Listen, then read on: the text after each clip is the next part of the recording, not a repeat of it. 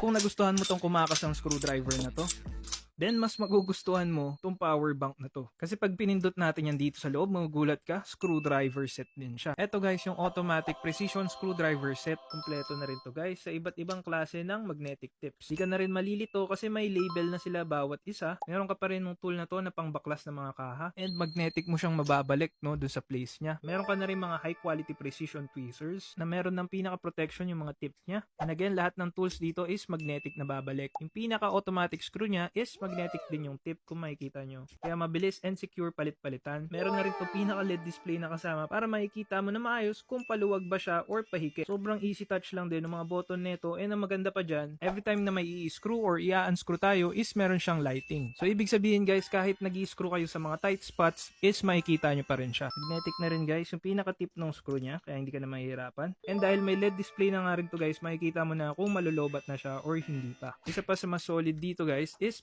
pwede mo siyang i-charge kahit nasa loob siya ng casing kasi meron siyang pinakabutas dito for its Type-C port. Metallic frame na rin guys yung pinaka ginamit sa casing niya, kaya makasigurado kang matibay. Sobrang slick lang and sobrang liit lang din ng pinaka design niya. Lilink ko na lang dyan sa yellow basket.